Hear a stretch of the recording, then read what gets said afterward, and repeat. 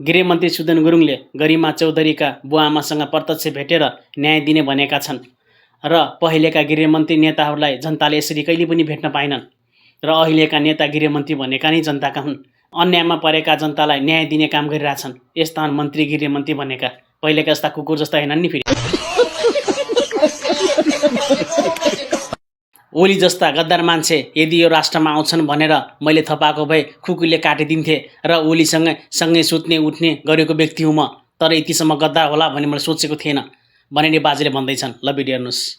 ओली जस्ता गद्दार मान्छे यो राष्ट्रमा आउँछन् भन्ने जानेको भएदेखि म त्यतिखेर काटिदिन्थे कतिजनालाई, किनभने म सँगै सुतेको हो मान्छे हो।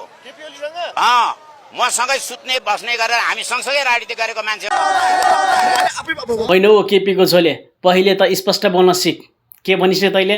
यस्ता बलात्कारीलाई फाँसी दिने थियो हामी भएको भए, हाम्रो सरकार भएको भए भनेर भनिस् नि। योभन्दा अगाडि 35-36 वर्ष तेरा बाहुरको सरकार थियो।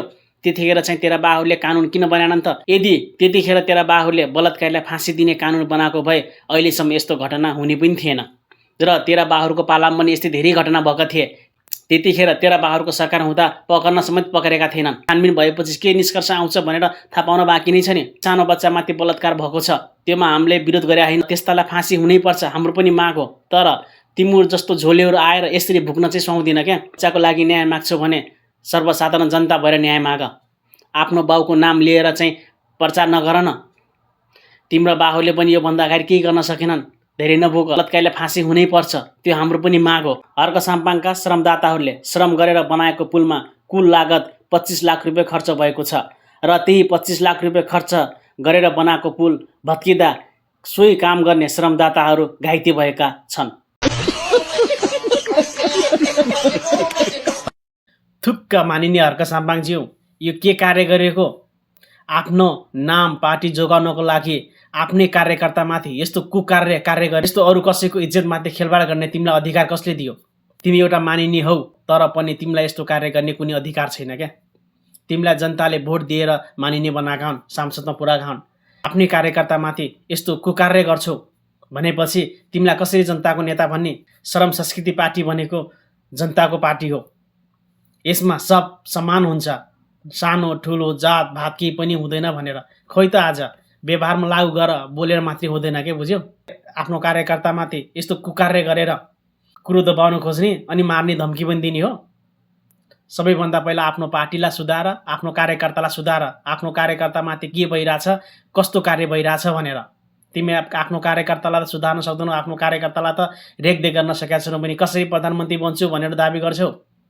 आफ्नै कार्यकर्ता तिमीले सम्हाल्न सकिरहेको छैनौ भने नेपालभरिका जनता तिमी प्रधानमन्त्री भएर सम्हाल्न सक्छौ?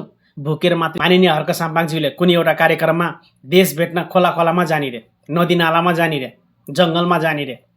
देश खोला नाला जङ्गलमा भेटिन्छ?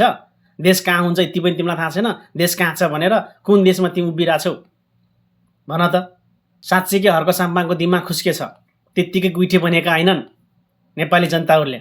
श्रमदानको बहानामा जङ्गलमा गएको हो देश खोज्नको लागि? देश खोज्न गएको हो कि त्यहाँ जनसङ्ख्या वृद्धि गर्न गएको? प्रमाण त भेटिसकेका छ नि त हो हर्केजी, के हो पाडा? गरिमा चौधरीको बलात्कारपछि हत्या गर्ने ती हत्यारालाई, ती बलात्कारीलाई फाँसी दिए सरकार। यदि नेपालमा फाँसी दिने कानुन छैन भने कानुन बनाउने ठाउँमा तिम्रो छौ र देश तिम्रो हातमा छ र जनता तिम्रो साथमा छ। यस्तो कानुन बनाऊ कि कसैको छोरी बहिनीमाथि आँखा गाड्नुभन्दा अगाडि उनीहरूको आत्मा कामेर आओस्। यदि यो सरकारले यस्तो काम गर्न सकेन भने नेपाली जनताले भोट हालेर जिताएको कुनै अर्थ हुने छैन र नेपाली जनताको भरोसा टुट्नेछ यो सरकारप्रति। यो भिडियो केपी ओलीका झोले कार्यकर्तासम्म जसरी हुन्छ सेयर गरेर पुर्याइदिनु पर्यो र तिनका बाहुरले कतिसम्मको भ्रष्टाचारी गरेका रहेछन् भनेर थाहा होस् न। ओलीले 11 करोड तिरेर ल्याएको जस्तै मेसिन राष्ट्रिय आविष्कार केन्द्रले 23 लाखमै बनायो।